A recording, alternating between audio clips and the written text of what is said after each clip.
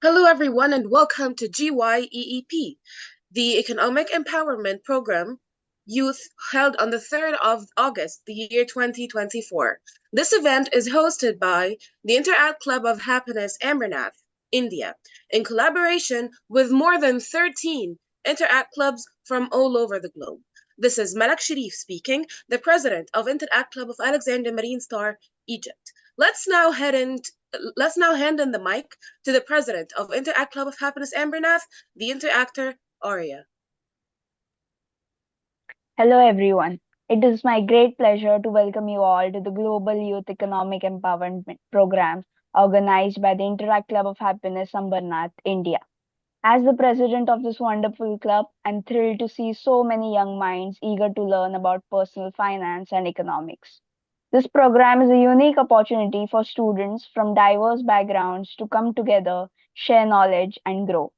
Our curriculum covers essential topics like budgeting, saving, investing, and basic economics, designed to equip you with the tools you need to navigate the financial world confidently. I would like to extend our heartfelt thanks to all the collaborating clubs from around the world for their invaluable contributions. Your support has been crucial in making this program a global initiative. A special thanks to the Interact clubs from India, Egypt, Nepal, Sri Lanka, Lebanon, Bangladesh, Mauritius, and Honduras. Students from these countries, your participation enriches this program and fosters a truly global perspective on financial literacy and economic understanding. We are also privileged to have an amazing lineup of guest speakers, including financial experts, educators, professors, economists, and successful entrepreneurs. Your willingness to share your insights and experiences with us is greatly appreciated and adds immense value to our learning experience. Finally, I would like to extend special thanks to our director and founder president, Vedika Pal, who has spearheaded this project with great passion and dedication. Her vision and leadership have been the driving force behind this initiative. And now, without further ado, let's continue the program. Thank you. Thank you, Aria, for the warm welcoming. Moving on to the project introduction and outline by the Interact Club of Happiness Ambernath founder and International Understanding Director, Interactor Vidika. Hello, everyone. Thank you, Malak, for handing over to me. Thank you, Arya, for that wonderful introduction and a warm welcome. I am Vedika Pal, the director and founder president of Interact Club of Happiness, Ambernath, India, and it's an honor to address all of you today. Our program, the Global Youth Economic Empowerment Program, is truly an international initiative. We are excited to have students from India, Egypt, Nepal, Sri Lanka, Lebanon, Bangladesh, Mauritius, Honduras, and many more joining us. Your diverse perspective will undoubtedly enrich our discussions, fostering a deeper understanding of financial literacy and economic principle across cultures. Today's event is structured to provide you with a comprehensive understanding of personal finance and basic economics. We'll begin with our distinguished guest speakers who will share their insights and expertise. Following my address, our first speaker, Dr. Rehab Mohammed, will discuss the crucial topic of financial planning. After which, we will have Mr. Sanjay Nandi, who will delve into the fundamentals of economic principles. Following that, we will have a fun trivia game to freshen up our minds. Post break, we will reconvene for a session with Mr. Iskander Bostani to know the intricacies of financial instruments and returns. And then, our final speaker for the day, Mr. Sunil, will give us insights on entrepreneurship, drawing from his vast experience as an entrepreneur. After these sessions, you will get a chance to engage in a fun and interactive Q&A session with the speakers, which will be followed by the release of a feedback form, where we encourage you to share your thoughts and suggestions on the program. Your feedback is invaluable to us as we strive to improve and make future sessions even more enriching. I would like to extend a heartfelt thanks to our collaborating clubs and particularly some of their members who have been spearheading these programs and helping a lot with the planning and organizing and everything. Firstly, it's Intra Club of Young Achievers India. I would like to thank Pehel from this club. I would also like to thank ITR Evan from Interact Club of Alexandria, Netra from Interact Club of Devdaha, Sabhyata from Interact Club of LRI Nepal, Siddhant from Interact Club of Kalika Nepal, ITR Thavishi, from Interact Club of St. Lawrence's Convent, Sri Lanka, Interactor Sara from IC Kesaran, Lebanon, ITR Rafiul from Dhanmondi, Bangladesh, ITR Kimberly from QEC, Mauritius, ITR Nada from Alexandria Marriott, Malak from Alexandria Marine Star, and special thanks to Interact Club of Maharaja Agrasen Public School, India. Also, I'm sorry if I pronounce this wrong, but Interact Club of Tegusi Galpasur, Honduras, and Interact Club of Arong, Bangladesh. And our latest clubs, who are Interact Club of Balodea Pokhran, Nepal, and Interact Club of Alexandria, Rokuda. Your collaboration and support has been invaluable to us, as we couldn't have achieved this without you. As a token of our appreciation, you will receive honorary certificates via email. So look out for that. Once again, I would like to extend my heartfelt thanks to all of you being here. It's your enthusiasm and participation that makes this program a grand success. Thank you. Thank you so much, Vedika, for the great introduction. And now is finally the time to hand in the mic to the interactor, Kimberly, to tell us more about our first speaker for today.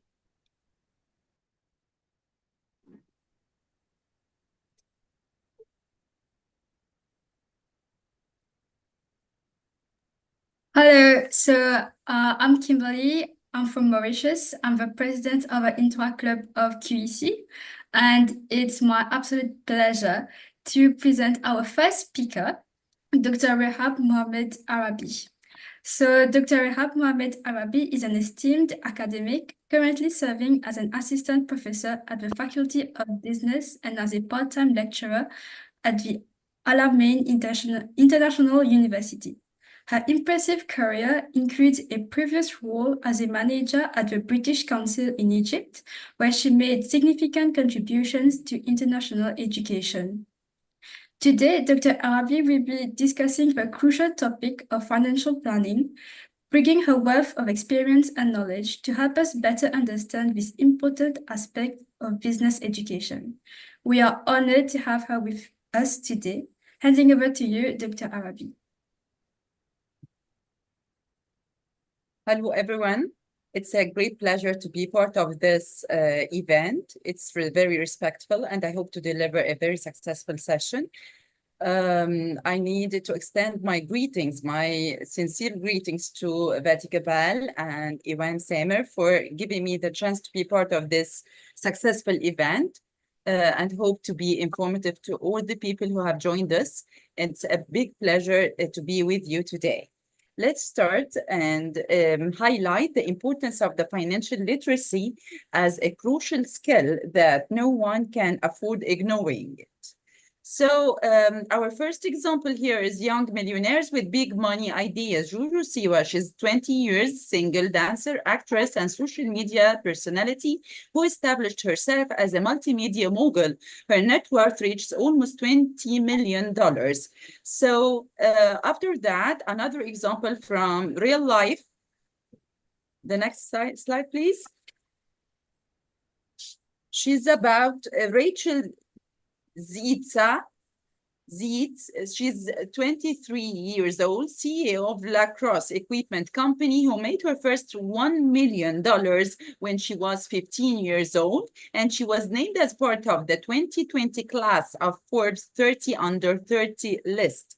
So here are two examples from real life to show how following the financial plan of a person can make him a millionaire or a big millionaire before being 30 years old. So next slide, please.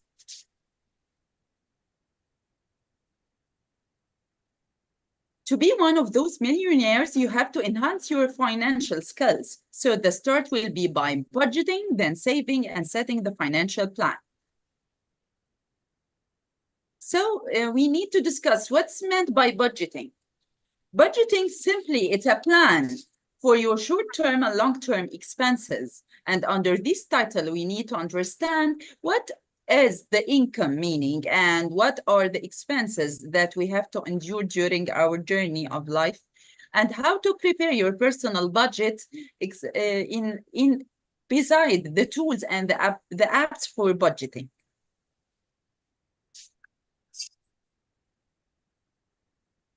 Briefly and shortly and simply, income is your source of money. Income opportunities for teenagers often revolve around part-time jobs, freelance work, or entrepreneurial ventures that cater to their skills and interests. And here are some income sources: the traditional work like retail and service jobs, local newspapers delivery, service-based, number two, babysitting, pet sitting, tutoring, yard work, and odd jobs. Third, freelance, online freelance work, selling handmade items and reselling items. The fourth source is the social media, which is making money through the social media and the influencing. The other part of the equation will be with the expenses. Expenses are the uses of your money. Expenses encompass all the money you spend to cover your needs, necessities, and wants, non-essentials. And these can be categorized into different types. The first category is the education and the school related, like school supplies, notebooks, pens, school fees, school lunches. The second part, or the second category of expenses, are the personal care and the clothing, like toiletries and hair care, clothes, accessories, and so on. The third category is the entertainment and the leisure, like the movie tickets, video games or apps, concert tickets or events. The fourth category is miscellaneous, or it contains all the other expenses that may be cell phone plan, apps or subscriptions, sports equipment or fees, art supplies, music lessons, saving for future goals. So here we have to maintain the balance between your income, the money you can earn, and the expenses, the money you are spending. So it's now time to prepare your budget.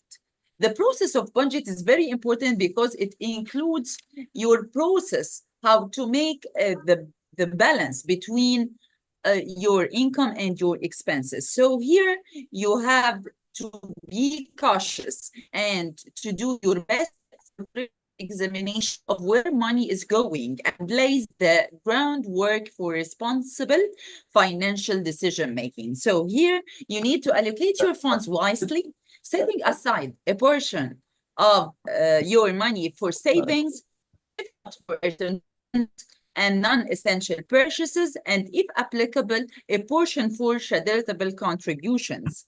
Therefore, you have to maintain the balance between your short-term spending and long-term financial security.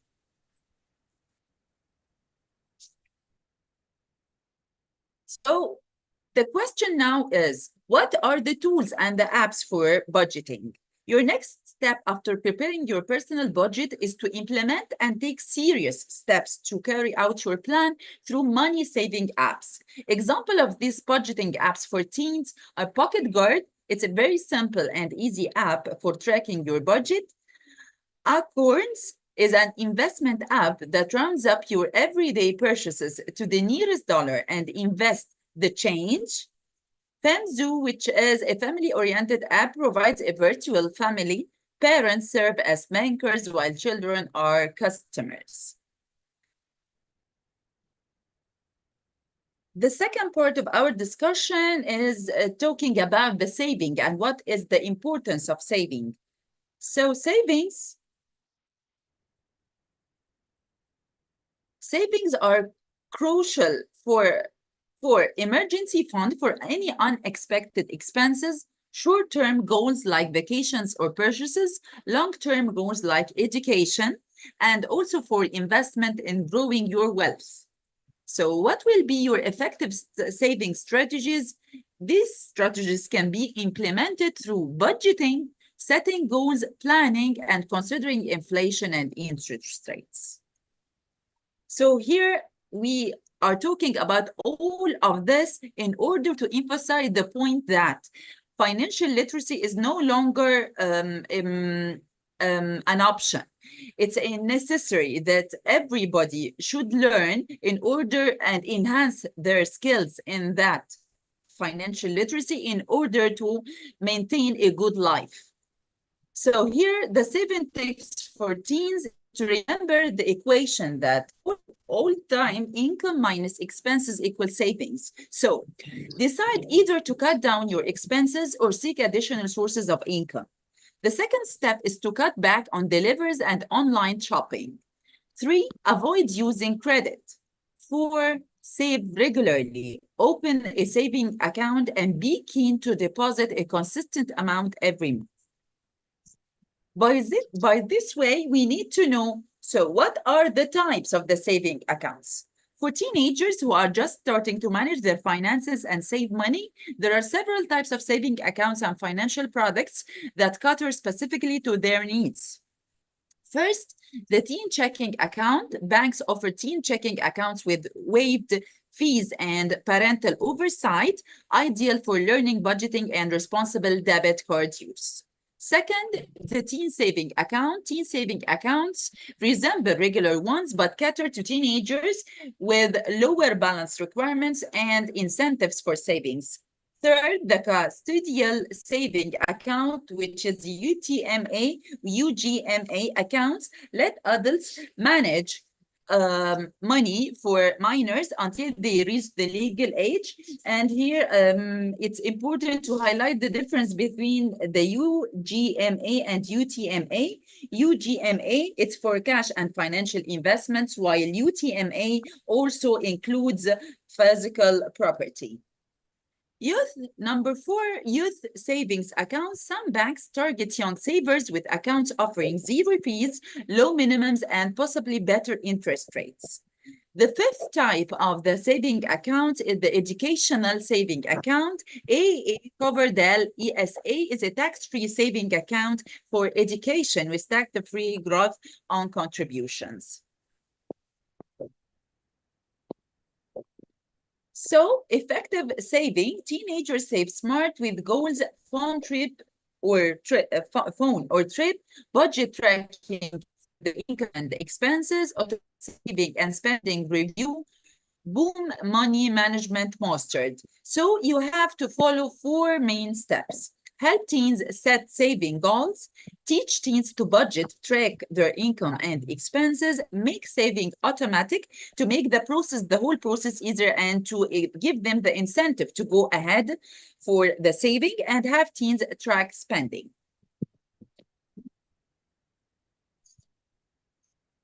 So with the third part here, we are talking about setting the financial plan. Setting financial plan includes mainly setting the financial goals. Financial goal, as any other goal, it should be SMART. SMART is an abbreviation for specific, measurable, attainable, realistic, and time-framed goal. So to set a financial goal, this financial goal should be specific, measurable, attainable, realistic, and time-framed.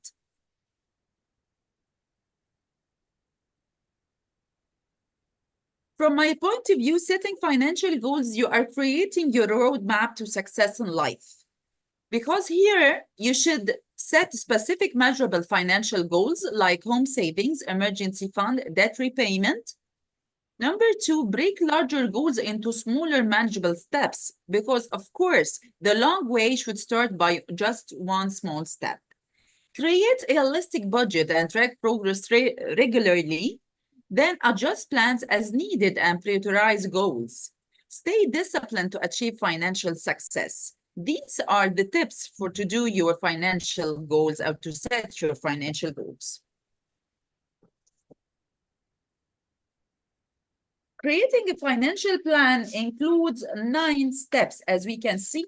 It's first, the start will be with setting the financial goal.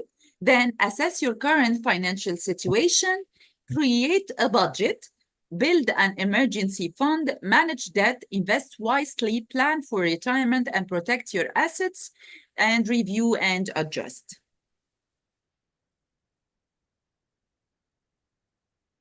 Here, we are talking in this regard, we are going to focus on two main points, is the insurance and the emergency funds. In this point, we have to consider two main points which are related to the financial protection and risk mitigation and financial stability and avoiding debt. When we are talking about financial protection and risk mitigation, we are entitled to focus on insurance, shield against significant financial losses from illness, accidents, extra, and emergency fund to cover unexpected expenses or job loss. The second aspect is the financial stability and avoiding debt. Safety net ensures overall financial security. Stress reduction prevents financial strain and debt accumulation.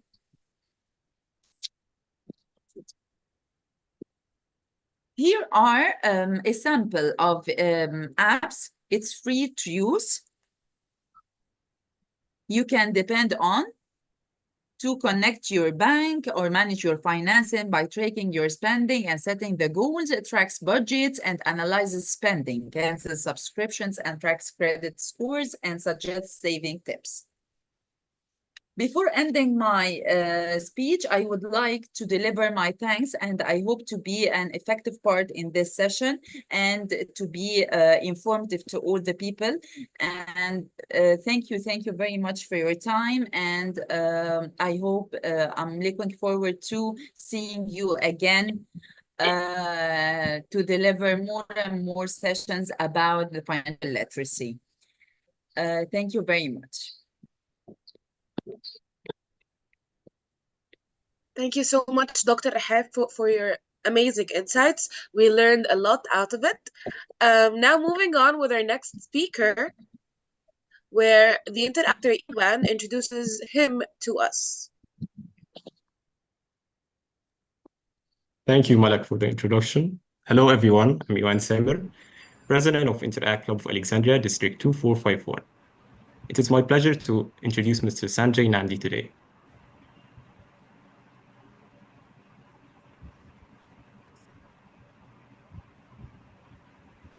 Good evening. Mr. Sanjay Nandi is a seasoned education professional with a rich academic background, including a master's degree in economics, an MBA, and an M.Ed.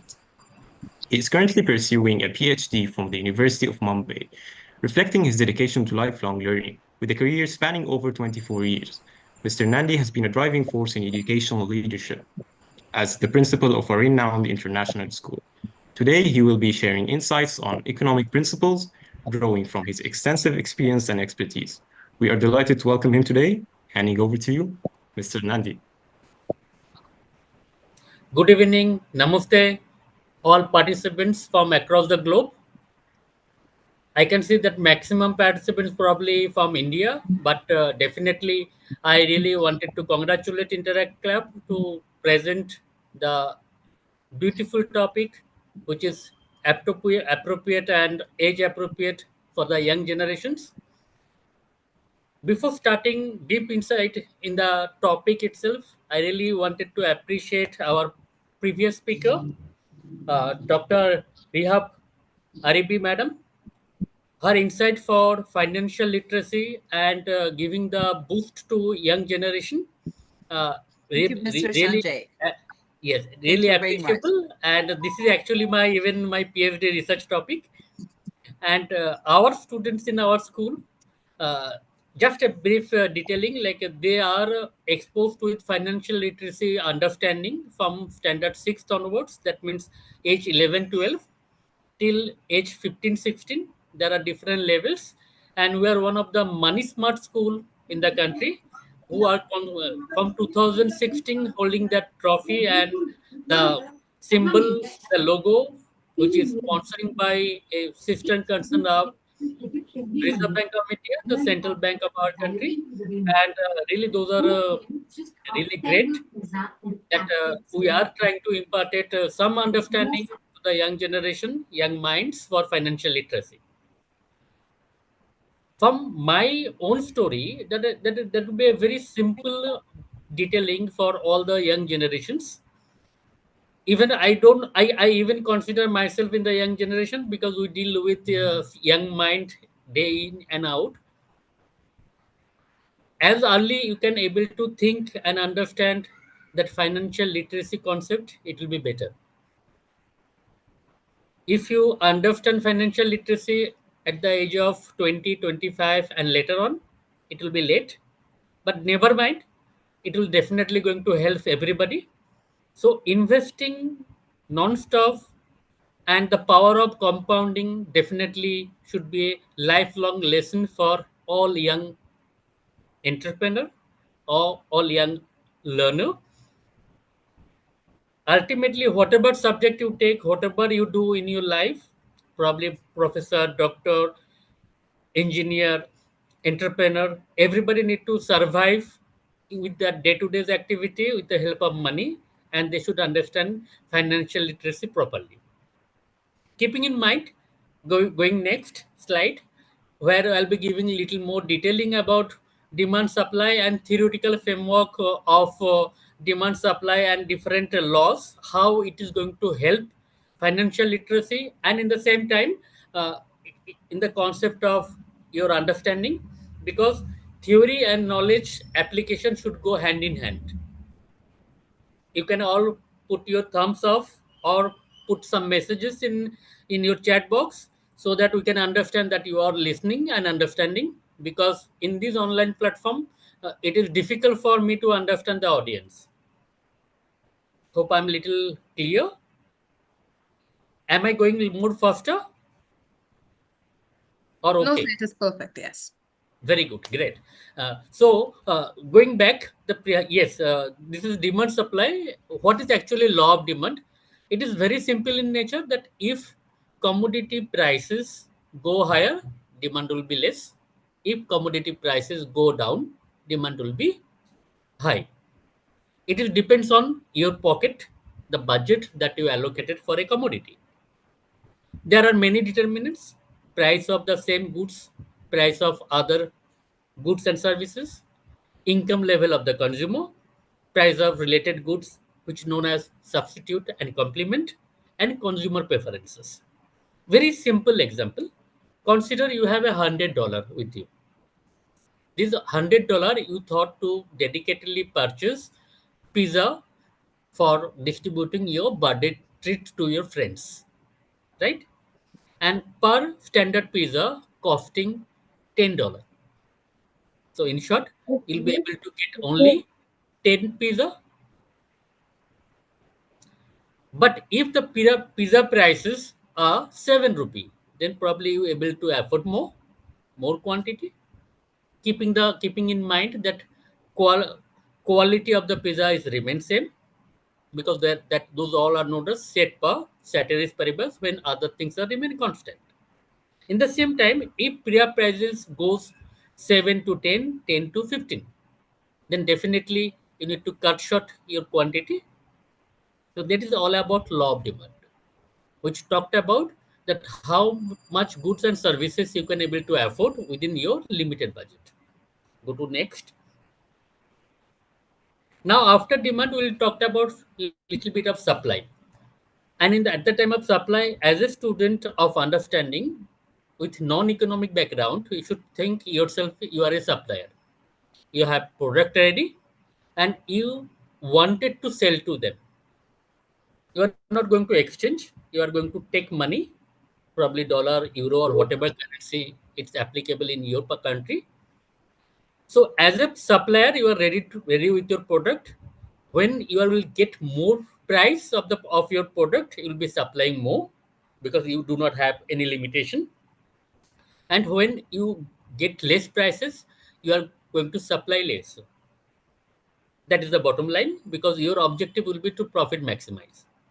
There are several determinants. In short, determinants are the factors which affect your law of supply. The determinants are like price of goods of the service, product cost, maybe manufacturing cost, the other cost, like all other factors of production, land, labor, capital, organizers, and all things, the technology, the price of related good in the product, and different other taste and preferences, which probably going to help or hamper the supply of that particular climates, particular situation. Even there are, due to different natural calamity, supply will affect. Moving next. Before starting the concept of inflation or deflation, I just wanted to bring one very important component to young mind. That is all about demand supply. Those are the two very important component to understand. In the same time, there are different other determining factor in the economy. One, individual like you, me, all the consumers, all the suppliers.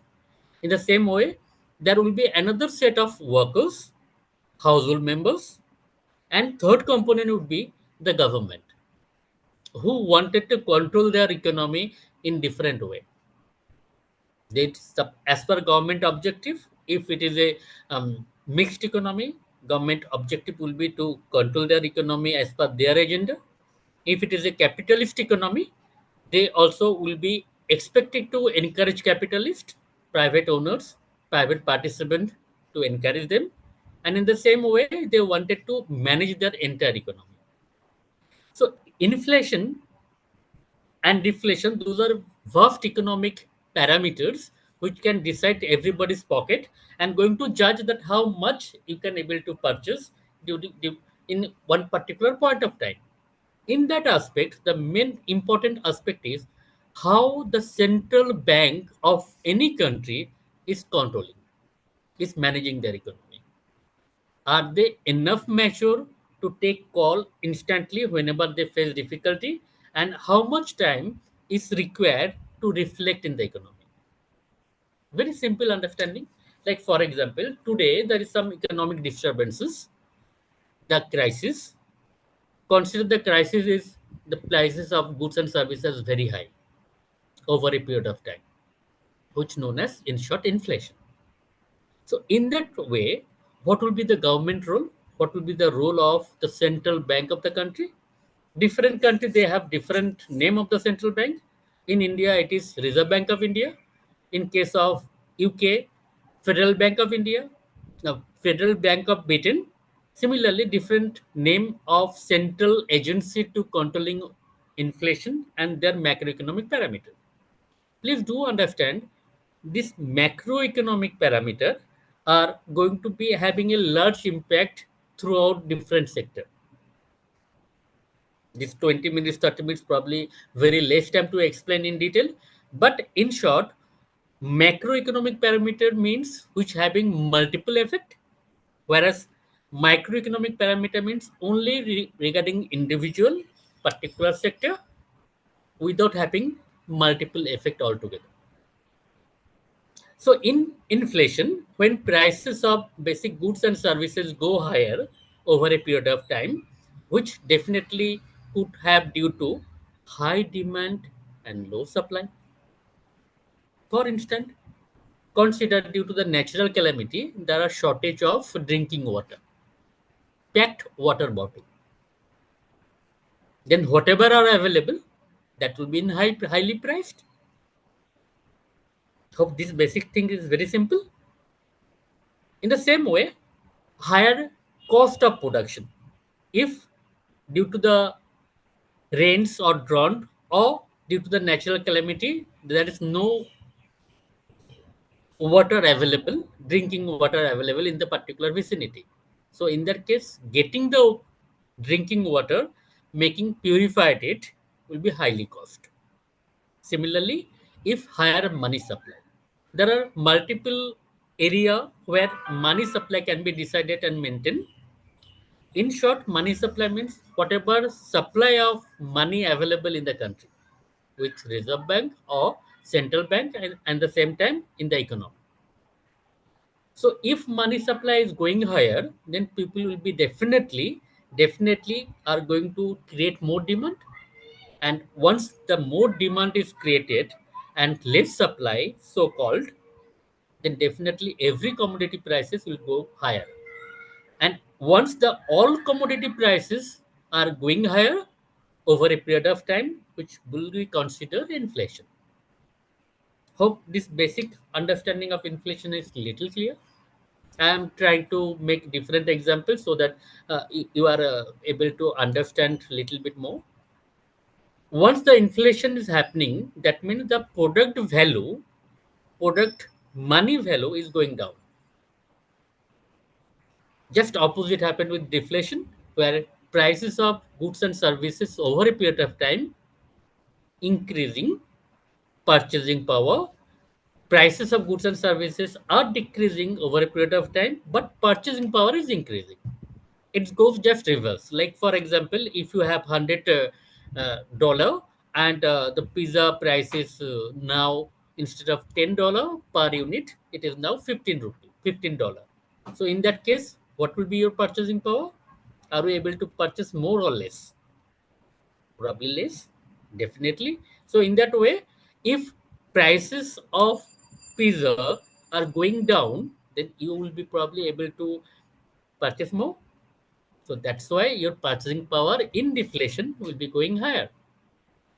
There are several factors. The few factors are like decreased demand, increased supply, improved productivity due to technological upgradations and all, and definitely reduction of money supply. Availability of money reduced to the all countrymen. Moving next, effect on individuals. So how this inflation and deflation are going to be effective for all the country people. Mr. See, Nandi, what I'm going to do. I'm sorry to inform you, but we have only 5 minutes left. Okay, no problem. I'll able to manage probably. What I'm going to do, I'm not going to talk about both simultaneously, which might be confusing little. So if I explain one part like inflation, then probably opposite actions or reactions will be there for deflation. So you can understand one part completely, and opposite vice versa can be applicable. So Okay, in thank you. inflation, what happened? The savings of individuals, students, their pocket money, their scholarship, the value of it is going down. Increasing living cost can lead to wage inflation when every organization people will be expecting more and more money from their owners, their management. So if everybody getting more money, then money circulation in the economy will be higher. They'll be creating more effective demand. More effective demand is slightly different from normal demand. Effective demand includes whatever the purchasing capacity that you have, how your budget is supporting you. So that will be considered as a wage inflation, but also decreasing debt burden. It will be good for people who are already taken loan from different financial institutions. They'll be paying that burden of loan, and extra interest will be lesser and lesser. Just opposite goes with deflation. Moving further, the role of the government. Actually, to managing economy, the government, the central bank, they are playing the major role. There are different types of policy, fiscal, monetary, which are more important component. Managing spending of the government, collection of taxes for the all citizens, and expenditure expenditure of the government based on their main objectives, probably infrastructure development, social and security services, and obviously to secure their country from foreign invaders. Monetary policy, which definitely will be regulating by the central bank of every country. In nutshell, they should be the leader to controlling money supply as a macro level for entire economy. They are the boss to decide and finalize what should be good for my country people. If they wanted to reduce money supply with a different strategy, or reducing bank rate of interest or increasing it. Similarly, public goods and services, which could be essential component, and specifically healthcare and education, which can be should be sponsored as per government objectives and role. Economic stability, boosting economy during downturn to the fullest of the government priority, so that everybody are employed, maximum people are employed. They should have more skilled, and in the same time, they should able to observe and be productive. This entire slide is very simple as a 4 column, but those are all macroeconomic variables which need to be studied thoroughly. I just trying to give a overview with the time constant, but in nutshell, it is effective. It should be first important consideration of the government, which they should be taken care of. Now, how those all things are going to help individual finances? That should be the major understanding. If I'm not mistaken, you can go back to the previous slide. Consider everything is done. In that same time, how it is going to help individual, because we are talking about today, our topic is personal finances and financial literacy. If you are not paying more taxes, you have excess money which you can save, you can reinvest, you can think that how you can organize some startup, you can think more productively. If your disposable income after taxes, the taxes after income part, disposable income is less, then you do not have much things to do.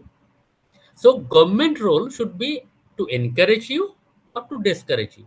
Government have different agenda to decide, and definitely every government they wanted to expect that there should be more entrepreneur, there should be more startup.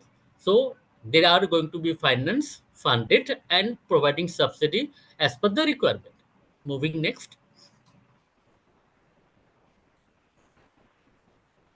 Last slide, please. Yes. This slide I will not take much time. If I'm taking extra time, please pardon me.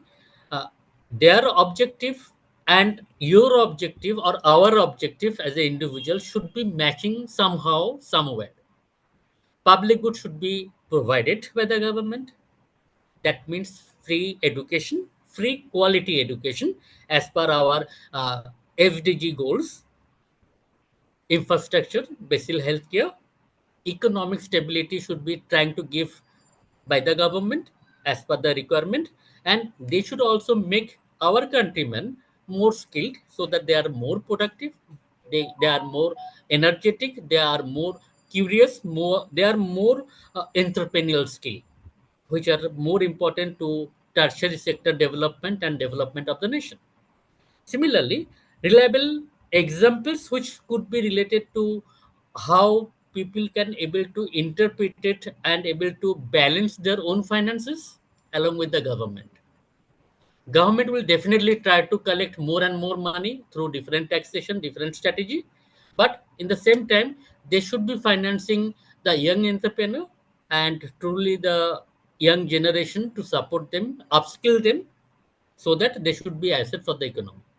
So what I try to do, I try to make the balance between financial sector and government strategies with theoretical and practical, merging both the things together in the short period of time. Hope you hope this information are interesting, and at least you able to make a balance between your financial literacy, financial application with your economic concepts. Thank you, organizers. I'll be looking for question answer session if there is any. Thank you. Thank you so much, Mr. Nandi, for the amazing insights. And everyone, don't forget that we're having a Q&A session later, so save up all of your questions for then. Now, it's fun trivia game time to freshen up all of our minds after all the insightful information we've just received. We're going to be doing a trivia game right now, so please, everyone, focus. We're going to insert the answers in the live chat on YouTube.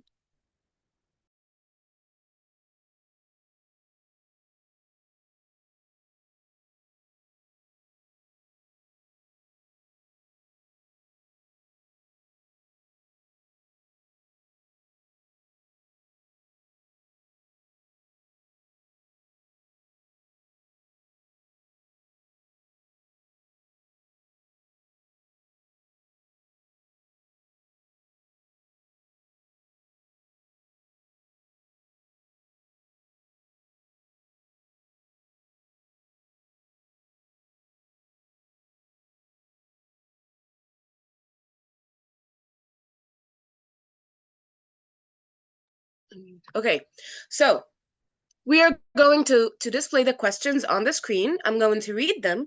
You guys are going to type in the answers in the live chat on YouTube, and then the next slide shows the right answer for this question. Okay, let's go. Are you ready, guys? Okay.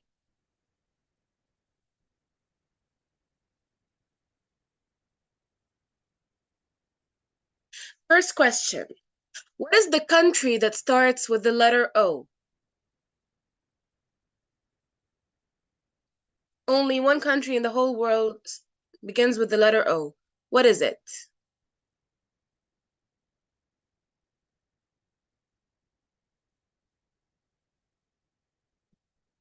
Okay, the answer is Oman. Now, next question. What are the current two ruling powers in the world? We have four choices. Is it USA and UK? Is it KSA and Russia? Is it France and UK? Or is it USA and Russia?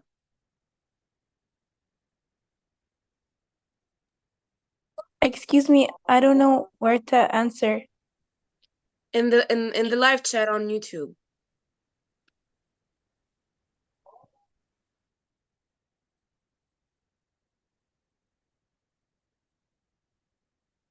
Okay, and the correct answer is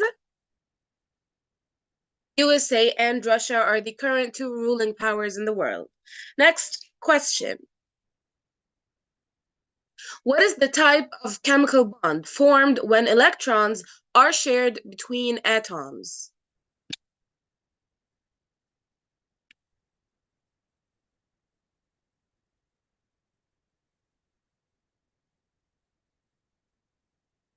Please insert your answers in the live chat. And the answer is covalent bonds. Okay, next question. Where does sound travel faster? Does it travel faster in water, in air, in sand, or in space?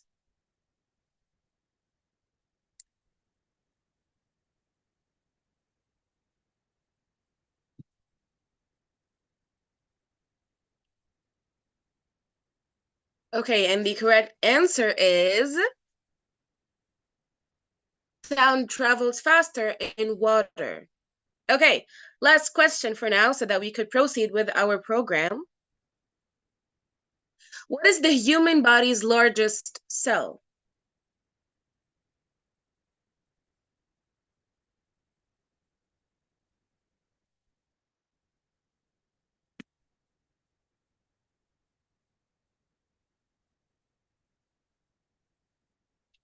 Please insert the answers in the live chat on YouTube. Okay, and the final correct answer is skin. Skin is the largest cell in the human's body. Thank you, guys. This was the trivia game, and we're now going to proceed with our program. Now, trivia time is over, and we're back with our third speaker, handing in the mic to the interactor Kushi to introduce him for us. Thank you, Malak, for introducing. Hi, everyone. I'm Khushi Gandhi, the founder, president, and immediate past president of Interact Club of Young Achievers.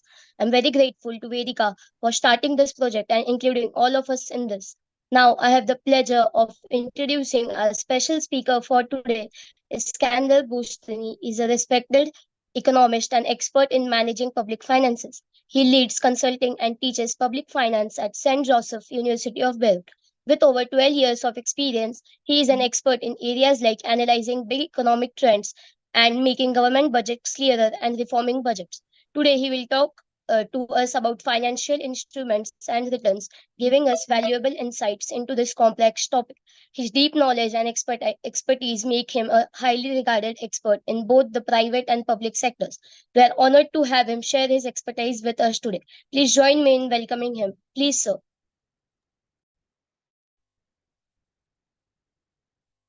Hello, everyone. First, allow me to thank Interact teams and presidents, and especially Vedika for hosting us, and now Kushi for introducing me and allowing the opportunity to share my experience and knowledge. If you allow me, I want to start my intervention a bit outside the outline of the PowerPoint presentation prepared for this session. I want to tell you guys a bit about my country. I come from Lebanon, a tiny country in the Middle East, a country that has been going through one of the worst economic and financial crises in recent history, as described by the World Bank reports. So, in the last couple of years, we've been through fiscal crisis, monetary crisis, banking crisis, balance of payment crisis. So an average citizen would face many challenges, including and not limited to money devaluation, a vicious cycle of hyperinflation, systematic haircuts on banking accounts, systematic haircuts on insurance funds, full-scale dollarization of the economy, which means that every transaction is being done in US dollars instead of being done in local currency. In addition to that crisis, social crisis, and many more aspects of the crisis. So basically, I'm telling you about the crisis because you learn most in times of crisis. And the crisis taught us many lessons in Lebanon. I'll go through a few of these, but most important lesson is that financial literacy is key to our lives. It is not a luxury skill. It is not a life skill, guys. It's a survival skill. So you have to understand and comprehend basic economic and financial concepts and knowledge for you to have a normal life. Moreover, not only you have to understand these basic concepts, but also you have to debunk certain myths about financial literacy, and I'm happy to list a few of these myths. One, you cannot save for the sake of saving. Okay, you don't save just to accumulate cash in your banking accounts. This is wrong. Two, saving cash does not accumulate wealth. Three, learning to save is not the ultimate goal. Your goal shouldn't be to save and to accumulate cash. Investing should be your concern. Return on investments is what really matters nowadays. Four, currencies will never be a secure value. Even the USD will never be a secure value as long as there is an entity, which is the central bank, that controls the supply of a specific financial tool, such as currencies. These tools are prone to inflation and eventually losing value, because when central banks increase the supply of currency on the market, monetary mass, as we call it in monetary policy terms, the local currency will be prone to devaluation, losing value, and you will be losing your purchase power. Okay, even the USD, and we saw this during the COVID crisis. The US government was injecting a lot of US dollars in the market through monetary policy, and this caused an overall international inflation that was exported to other countries. The fifth myth is that, not the fifth recommendation, let's put it this way. Selling, pitching, negotiating are soft skills that are indispensable to your financial expertise. You cannot only understand financial concepts, but you have to acquire some interpersonal and soft skills that are equally necessary, such as selling your idea, pitching your idea, and negotiating your idea. If you really want to improve your financial situation, you will have to learn how to invest and how investments work, but most importantly, You have to learn how to pitch and sell investments ideas, how to start building your portfolio without necessarily waiting to save needed money or borrowing the money. Okay, and this is a good way to start for people, even teenagers, don't have a stock of cash ready for investment. Having said this, now I'll go back to follow a bit the outline of the PowerPoint presentation and go through more technical content. So basically, investment instruments can be very complex and very diverse. I'll be going through the most basic ones: stocks, bonds, mutual funds. Okay, so the first slide, understanding stocks. What are stocks? A stock or an equity is a financial instrument that represents partial ownership in a company. Okay, for instance, if a company has 1,000 stocks on a market and someone or a party holds, let's say, 400 stocks, this means that this party has 40% ownership in the company. So I'll give some examples of stocks on the market. You most likely know these examples: Amazon, Tesla, Google. All the big companies, international companies, have their stock listed on a market, and the list can goes on and on. Which entities or who issues stocks? Corporations, companies issue stocks to raise funds to operate their businesses.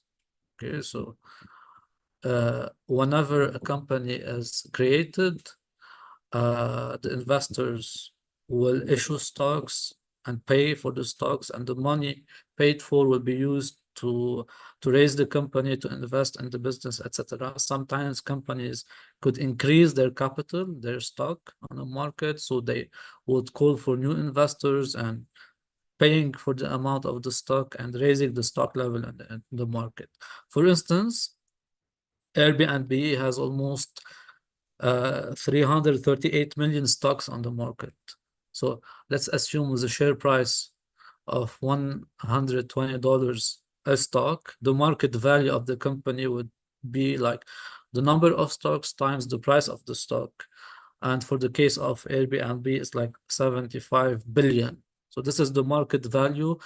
For those who are a bit familiar with financial terms, it's called market cap or market capitalization. Okay. Where can you buy these stocks? Stocks are bought and sold most of the time, 99% of the time, on stock exchanges such as New York Stock Exchange, Nasdaq, Shanghai Stock Exchange. So basically, each country has at least one or more stock exchange places. So we've defined stocks, and you probably hear about shares. What are shares? Shares are simply the units of stocks. Okay, so the stock is a general term. You will be buying, let's say, 100 shares of the stock. And who are the shareholders? A shareholder is every person holding shares in the company. So basically, shareholders, if you go and buy a stock in Tesla, you're a shareholder of Tesla, even if you buy one single share of the stock. And why would you buy a stock in a specific company? For two simple financial objectives. One, because you hope to earn capital gains, and two, because you hope to earn dividends from the stock. So what are capital gains and what are dividends? Capital gains is simply when you buy a stock, for instance, at the price of 10 USD, and the price increases to reach, for instance, 20 USD. So basically, you'll be making a gain on your capital equal to the difference increase in prices, multiplied by the number of shares. In this case, if you bought 100 shares at the price of $10, after a month, the price is $20 a share. So we'll be making $20 minus 10. The price difference is $20 multiplied by the number of shares, which is 100. So basically, you would be making $1,000 in capital gains. The second gain you'll be making from, or hoping to make from buying a stock, is the dividend. What is a dividend? A dividend is a share. So I'm still on the first slide. Yes. A dividend is a share of profits that a company pays out to its shareholders and owners. So basically, a company is established as a company is as a for-profit entity. It is established for the sole purpose of making profits. Making profits means, at the end of the day, distributing profits. So if your shareholders, you're expecting to have a share from the profits, right? So the most common type of dividend is a cash payout. So you're expecting to get a share of your profit, of the profits of the company in cash. But some companies will issue stock dividends as well. So they will increase the number of their stocks and give you an additional stock, an additional share, and keep the cash to reinvest it in the company. So these are two types of dividends. And dividends are typically issued quarterly, but can also be disbursed monthly or annually. So this really depends on each country regulations and context. So one of the key questions is, how do you select a stock to buy or to invest in? It's not a straightforward step. You'll have to understand the market, the price trends, yes, the corporate performance. So if you want to buy a stock and let's say, I don't know, Manchester United, you have to understand the club performance, financial and operational performance, and as part of the assessment before buying the stock, you'll have to understand the price trends. You have to look to the historical data of the price of the stock and see, is it going up? What are the cycle? When it goes up, when it goes down, etc. So you have to look as well the corporate performance and surely the basic concepts of risks and returns. That is the core of any investment. So if you assess that this is a high risk entity, you'd say, okay, I am not willing to take this high risk, so I'll not invest. And high risk is associated with high returns, or the other way around. So the high returns are always associated with high risk, and low returns are normally associated with low risk. So be careful. If you're offered a stock with a promise of exceptionally high returns, this might be a junk stock, and you might be at high risk of losing your capital. So it's true that investments are measured and compared by using the concepts of return on investment. But again, high return on investment means high risk, and you'll have to be careful if offered return on investment beyond market average. So for instance, an average return on investment, or it's called in the financial terms ROI. An average ROI in real estate varies between 5 to 10%. So if you're offered a return on investment above the average rates, you should be really concerned. I'll move to the second instrument, which is bonds. Understanding bonds. So bonds, it's a totally different financial instrument or investment instrument, but works almost the same way based on risk and returns. So what is a bond? A bond is a fixed income investment that represents a loan. So basically, it's a loan. So basically, if you buy a bond, as if you're lending money to either a company, a corporate, or a government. So basically, the company in return, or the government in return, promise to repay you with interests in addition to the principal, which is the original face value of the bond. So the principal means that this is the money you originally invested to buy the bond. So the corporate or the government promised to pay you the original amount you invested in addition to interest rates. So I'll focus a bit on bonds issued by governments. These are usually called treasury bonds or treasury bills. So usually treasury bonds are believed to be more safe. Sorry Uh, to interrupt. yes. We have 5 minutes remaining. Okay, still have 5 minutes, right? Okay. So because the government would always pay, so we're assuming the government would always pay. However, some governments, such my country, Lebanon, may decide to stop reimbursing treasury bonds. So this is called a credit risk. So before wanting to buy any government or any treasury bonds, you'd better have a look at the country credit assessment. You might also say that treasury bonds issued by, for instance, the US government might be safer or are safe. They are safe in the sense that the US government will always have the capacity to repay since it controls the issuance of US currency, and which means that they will always have USD to repay the bond. However, if here I'm rebounding on the previous presentation, if the inflation is higher compared to the interest rate, it will not be a lucrative business at all.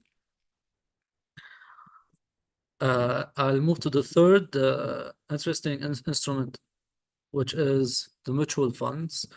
Mutual funds actually let you pool your money with other investors to mutually buy stocks, bonds, and other investments.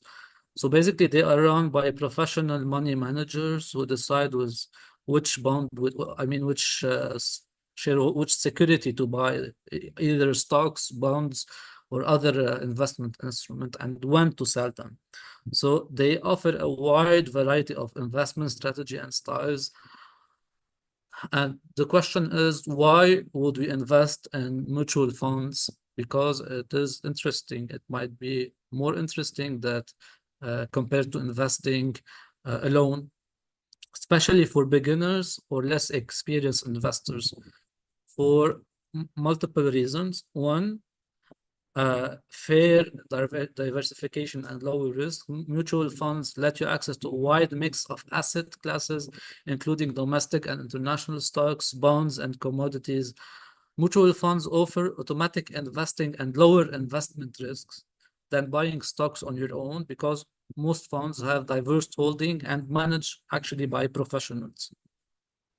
Lower costs, the second benefits of buying mutual funds is it has a lower cost because a mutual fund buys and sell large amount of securities at a time, which means the transactional costs are typically lower than what you would pay as an individual investor. The third benefit is convenience. So you just buy mutual funds, and the mutual fund manage the investment portfolio. And the fourth benefit is professional management. You get the benefit of having a professional manager, as I said previously, reviewing and researching and analyzing the fund's portfolio on an ongoing basis. And by the way, there is another type of the mutual fund, which is index fund. And typically, index funds are defined as investment that mirror the performance of benchmark, like the S&P 500 and other. And these indexes usually mimic their makeup funds. Now, I'd like to address a very important aspect that is crucial to investment. And so beyond financial skills and competences, you as person, you need to understand yourselves first. So you need to answer many questions. One, are you aware of what type of investors you are? Are you a risk taker? Are you a risk averse? Are you willing to act swiftly and be proactive following the market changes and fluctuations? Do you understand the basics of finance? Are you aware of the value and composition of your assets and portfolio, if you have any? Do you know which assets is more or less liquid? Actually, there is no single or fixed in stone strategy to invest or to manage investments, but there are some key competencies and understanding that you should have if you want to invest. One, learn and understand key economic and finance concepts such as risks, interest rate, liquidity, assets, liability, banking product, financial instruments, return on investment. Two, be aware of your own financial situation, what you owe, the composition of your portfolio or assets and liabilities. Three, understand your personality traits, risk averse, risk takers, outspoken person, a person who is good at pitching and selling ideas, etc. And four, and finally, have clear financial goals and had at least tentative planning to reach your goals. Do you want to accumulate wealth? Do you want to prepare for a specific life event, such as attending university, getting married, etc.? Do you want to save for unexpected or unfortunate events? Do you want to change your lifestyle? Any goal, any life goal, any financial goal is legitimate as long as you plan and work towards it. So whatever you decide, please make sure to ask, to learn, to investigate, and most importantly, to be well informed before making any decision. So it's over to you. I hope I finished on time.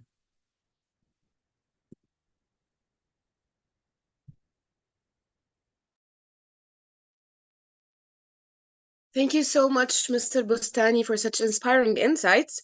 And last but not least, let's introduce our last speaker for today's event, handing in the mic to the interactor Sara Najm.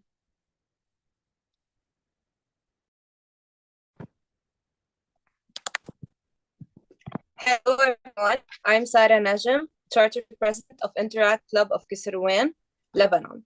I'm here to introduce Mr. Sunil Raitata. Sunil is a visionary founder and managing director of Vendora Engineers PLTD, a prominent player in the engineering sector. He holds a bachelor's of engineering in mechanical engineering and has guided his company to great heights. Additionally, he has served as the past president of Rotary Club of Jalna and held various leadership roles in community and educational organizations. His journey and contributions to the industry are truly inspiring, and it's a privilege to have him here today. Handing over to you, Mr. Raitata.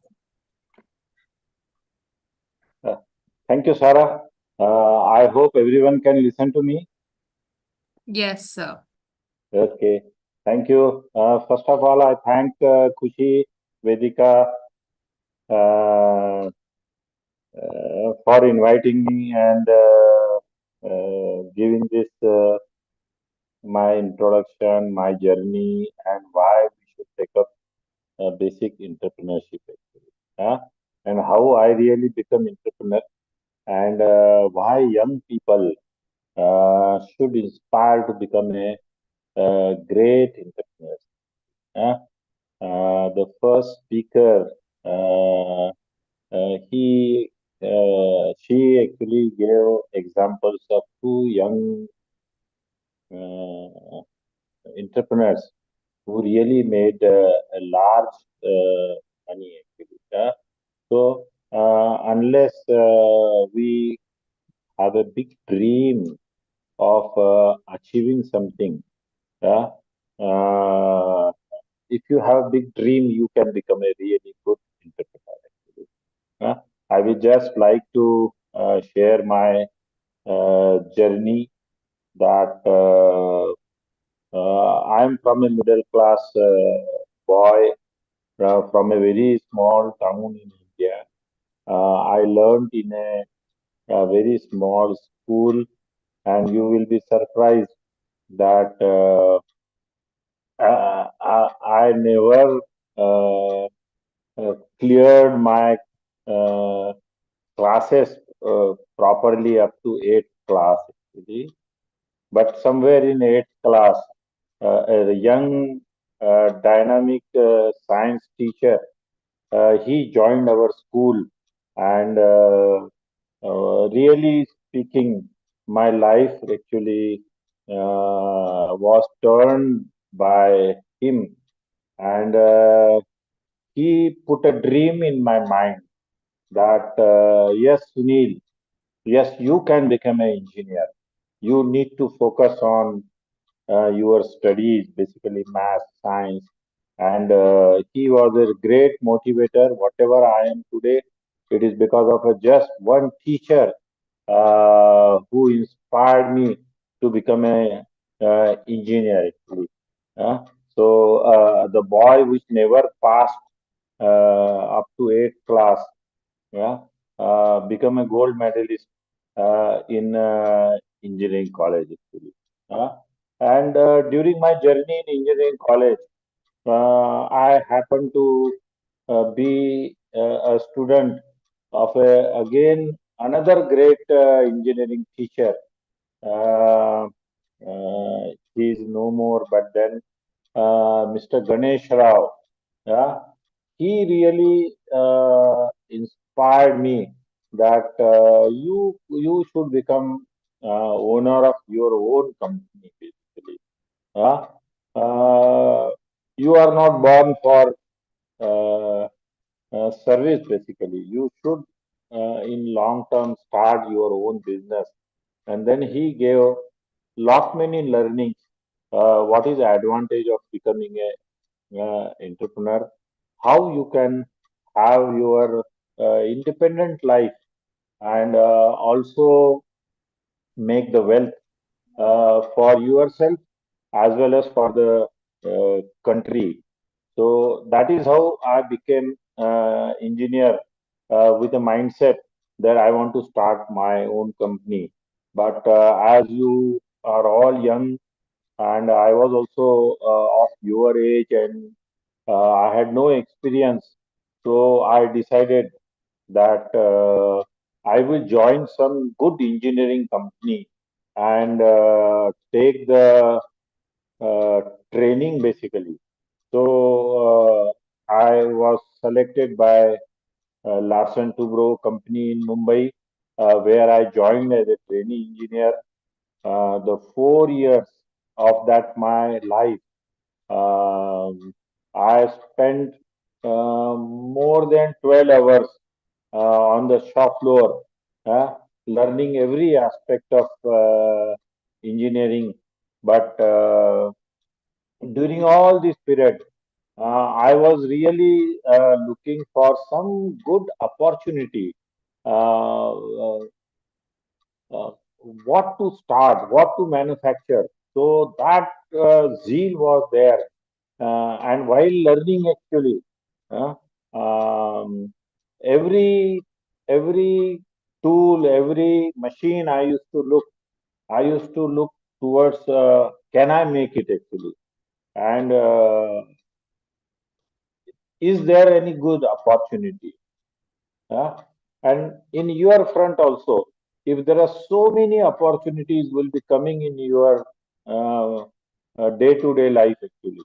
Uh, it, unless you look for the opportunity, uh, then only opportunity will grab you.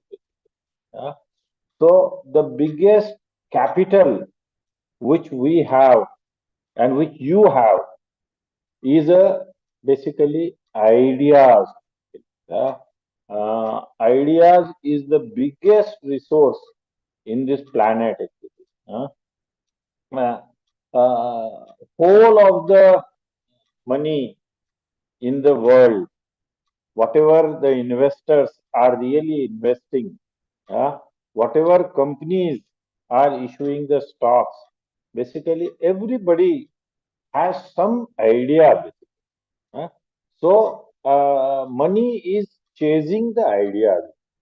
Uh, so uh, you should have uh, faith in your ideas. Uh, After the training, uh, I decided there was some small jigs and fixtures which were not manufactured in India, and it used to get imported from European company. I could very well see that there is a lot of cost incurred in bringing that equipment from Europe to India, and there is a lot of demand also. Uh, so why not to make it? Okay, so I gave my first attempt for manufacturing jigs and fixtures which are required for electronic industry. And I resigned from the company. I started my first company, and unfortunately, it didn't really went well. And that company, I had to close that company. But meanwhile, when you are taking the journey of entrepreneurship, uh, more and more ideas will come in your mind. It's not that the first idea itself may give you all the results. So I started the second product. Then I started the third product. Uh, the fourth product which I started, really I started making money. And today, our company is making rotational molding machines basically. These are basically machines which are needed for making large size of water tank. We are exporting machines to more than 70 countries. And just about 2 months back, I had been to Lebanon, Beirut, to meet one of my dear customer there and finalized a very big deal. And very recently, we dispatched the machine also to them. So, to all young minds, I will suggest that look for opportunities around you. There are so many different opportunities. Huh? It is only question of uh, what you can add value to your customer. That is important.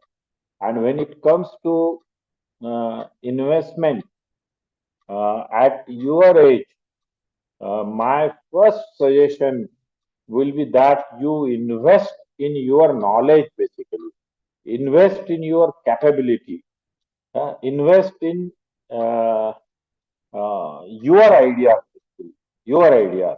Basically, and ideas are gift of God. Basically, so don't waste your ideas. Work on your ideas. Hmm? Result may not come very soon, but I'm sure that if you are confident and you work for your ideas, the result will come. So after 3, 4 failures, when I got a real good idea and I started making water storage tank manufacturing machines, uh, there were not many customers around my town. So I had to go out of my town and I participated in one of the international exhibition in New Delhi. And after participation in exhibition, I realized that you may be having very good capability, you may be having very good idea, but uh, unless you convey your idea to the potential customers, yeah, it will not be possible for him to have a faith in you. Yeah? So when we presented our machine in international exhibition at New Delhi, we got our first export order, and there we realized unless we think global and we really plan for a global market. Today, with availability of technology, internet, uh, all the social media marketing, there is no limit. Uh, you can reach any part of the globe. Uh, your idea can reach any part of the globe. So I will really try to inspire you that at your age, uh, you must be having good ideas. Uh, so work on your idea. Hmm? You yourself are good consumers. Basically, you know what to buy good, what is good, what is cost effective. Hmm? So whenever you see gap in the market, whenever you face some problem, every behind every problem there is an opportunity. Yeah? A person not getting taxi in a road of the New York is a problem, and that problem inspired someone to start Uber taxis. Yeah? So whenever you face a problem, look, is there you can find out some solution, and there is a opportunity in that particular solution. Yeah? One thing which I will like to really share that why I failed in first three businesses and succeeded in the fourth one. Uh, so when I look back, uh, uh, every time failure was because of poor financial management. Uh, so a good financial management is really needed for any successful startup. Any successful startup, you need to have a good financial planning. Basically, good business plan you should have, and money is one of the resource which is required for building a successful business. But uh, ideas are biggest resource. Uh, if you have a good idea, money will change you. Actually, there are so many new venture capitalists. Many new startup funds are available. Venture funds are available. Many governments all over the world are now focusing on uh, young startup. Basically, young startup. I am seeing that around India there are thousands and thousands of young minds coming with new ideas and raising the fund from venture capitalists, and most of them are on the path of success. Actually, uh, uh, in a very time is now limited, so I will like to mention one thing that I have more than 40, 50, 45 years experience in building this industry, but world is changing very, very fast. Now my daughter has really taken up the business. The way we market, the way we develop the product, the way we integrate new technology with our machines, uh, it has becoming very, very important to satisfy uh, customer expectations of the customers are really going high. So we need to use new technologies to satisfy the customer. In all, everything I will say that uh, generating customer satisfaction will Hello. only lead to profit. I'm sorry Huh? to interrupt you. Yeah, We have 5 minutes remaining. yeah, I'm wrapping up. Huh? Yes. So generating customer satisfaction, giving him a right solution for his problem, is the success to any business. And once you get a success in your business, managing the money is really important. And I think Interact has given you a very good opportunity to keep in mind that money matters basically. Money matters. Uh, my first three failures, were all because I did not manage the money properly. Ideas were good, but then in business, finally, profit matters. I really thank Interact for giving me this opportunity, and I hope that all the countries should focus on young startup. A lot of money is chasing young minds. uh, so you should all come out with good ideas, and you should have your own startup. uh. Thank you very much. Thank you.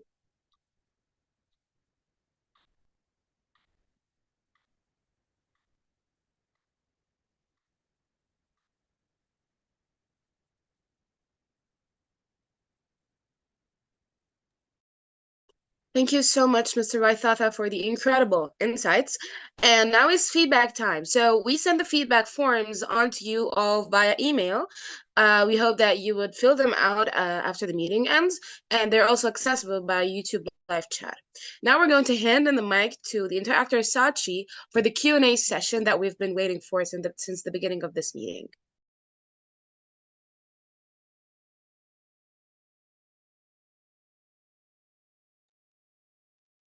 Everyone. Um, you will be sent with the Q&A link in the YouTube live chat.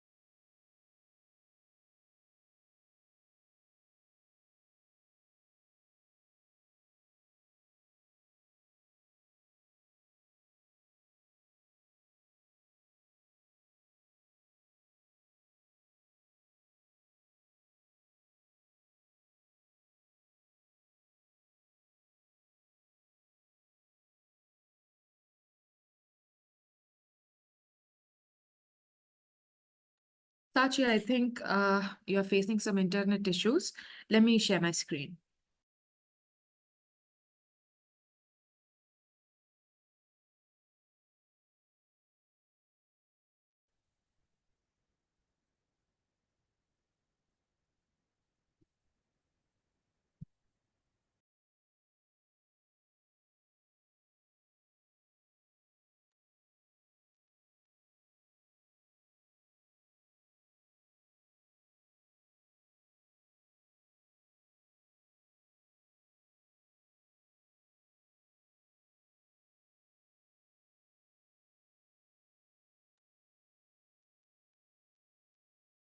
Okay, so we have a question for Dr. Rehab. Okay, what are the essential components of a solid financial plan for young individuals? Dr. Rehab, would you like to go ahead?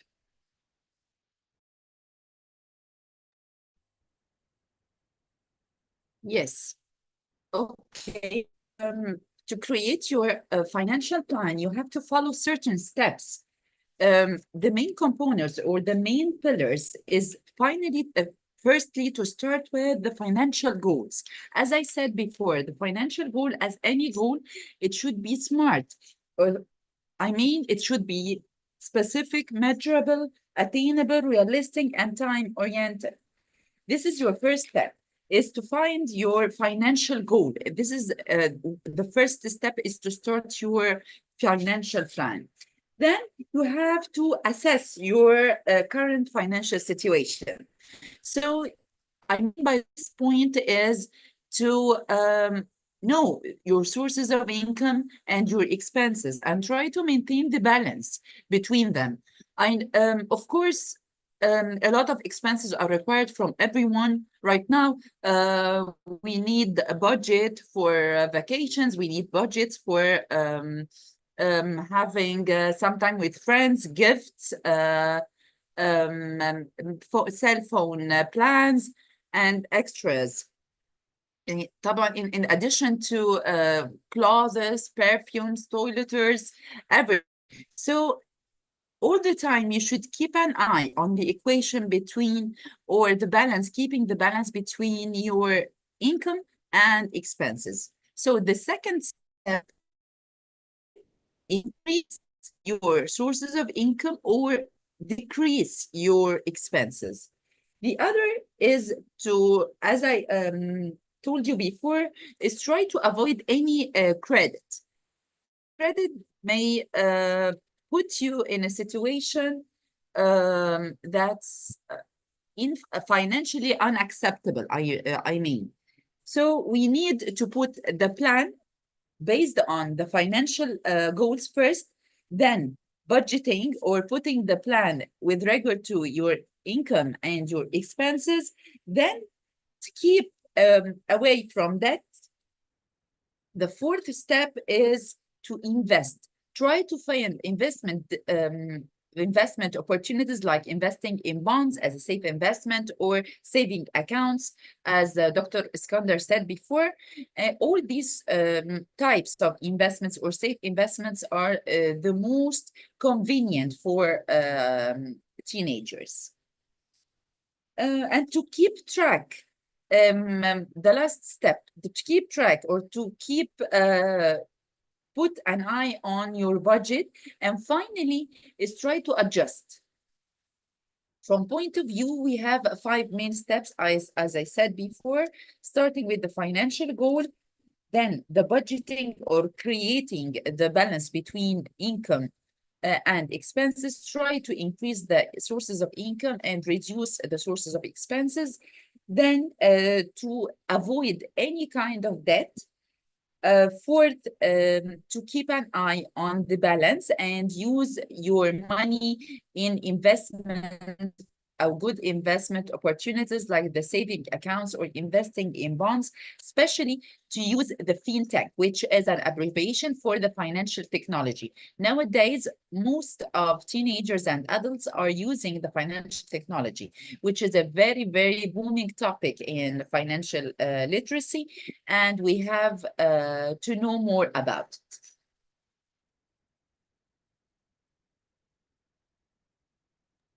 Thank you, Dr. Rehab. Okay, next we have a question for Mr. Bustani. What factors should one consider when choosing between different types of financial instruments? Mr. Bustani, would you like to go ahead? Yes, sure. So basically, first we'll have to understand how each of these instruments operate and work before selecting what instrument to invest in. Okay, so basically, if you're selecting between bonds and stocks, so you have to understand that bonds wouldn't generate capital gain, unlike stocks that would generate capital gains. But bonds are safer than stocks because when you invest in bonds wouldn't lose. There's like very lesser risk of losing the initial value of your investment compared to stocks that are more volatile and subject to market fluctuations. So first you have to understand really the functioning of each of these instruments before selecting these instruments. And once you select an instrument, you have to do your due diligence in terms of research. Let's say you choose to invest in bonds, let's say no, in stocks, okay? So before selecting whatever company or stock you need to invest in, you have to make some research and advance upstream. One of the basics is look at the market trend. So you just use any of the available platform online. Usually when you have access to a market exchange or an online market exchange, it always has uh, some tools to track the market and analyze the market trends, etc. So first you have to look at the price trend of the stock cycles. Is it going through like patterns of cycles or not? Is it on the upward? Is it on the downward? So have a look at the trend.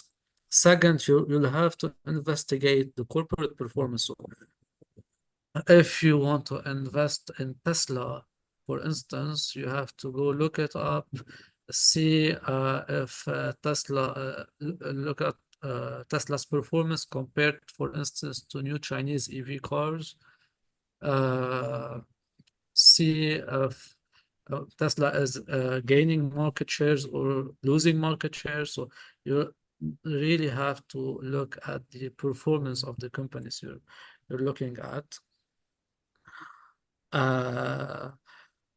Also, you have to decide whether you want to invest in a high risk share or a low risk share. So if you're risk taker, and for instance, you see at the market a newly established company, a tech company that is newly enlisted on the market, and you believe that this company is, for instance, investing in a new trendy technology that would ravage the market, and you're a risk taker at the same time, you go invest in it, knowing that you might lose the market, the value of your initial investments if the stock price crashes. So even if you're a risk taker, you have to diversify your portfolio. So never put all your portfolio in one or two single stocks. So this is for me. Over to you. Thank you, Mr. Bustani. That was really insightful. Now, I would like to go forward. So we have a question for Mr. Sanjay Nandi. How do economic indicators such as GDP and unemployment rates influence government policy decisions? Mr. Nandi, please go ahead. Yeah, actually, this is an intelligent question. I appreciate.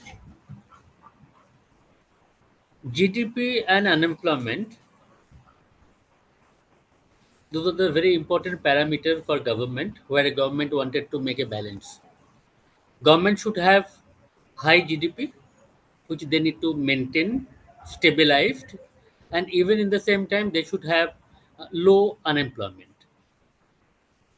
Otherwise, government need to focus on how to give more employment opportunities, how to upskill them, how to make more entrepreneurs so that the people will be self-dependent, self-sufficient, self-financed. In the same time, there should be a high rate of GDP which maintain throughout and attract investor in the taking the concept of bond investment, foreign direct investment, even all those matter in consideration. If country having high GDP, high rate of returns of their funds, then definitely it will be prosperous for the economy as well. Over to Vedika. Thank you, sir. That was really helpful.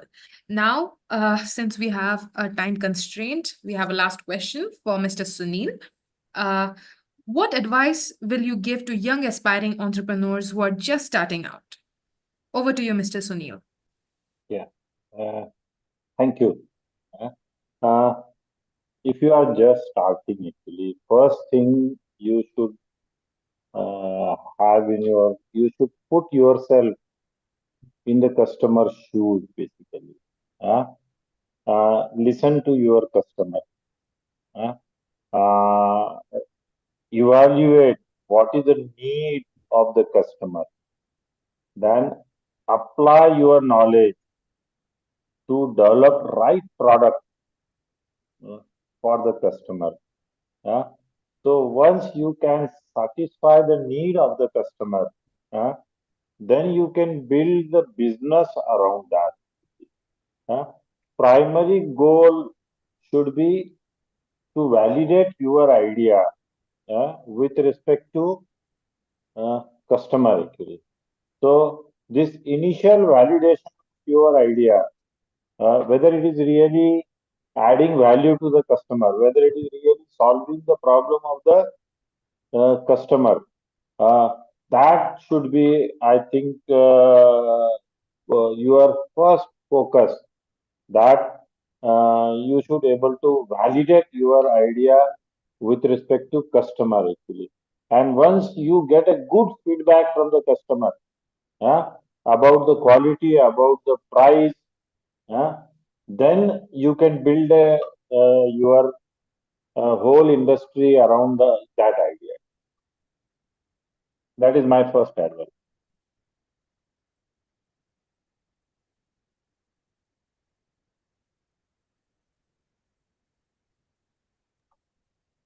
Thank you, sir. Yeah. Okay. Now over to you, Malak.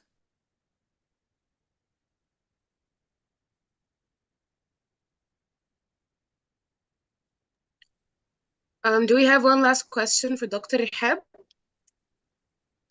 Well, there are many questions. I really wish that we could answer all of them. However, we are running very short of time. So Okay, no sadly, problem. we have to go ahead, Malak. Okay, thank you so much, Mr. Raithatha, for the last question. We're now done with our meeting, but please look out for updates concerning the certificates via email. We're going to email you guys how we're going to send you the certificates, and we hope you enjoyed our meeting. And last but not least, the vote of thanks by the Interact Club of Happiness Ambernath Secretary, the Interactor Sachi. Malak, for handing over to me. I'm the Secretary of Interact Club of Happiness, Ambernath, India.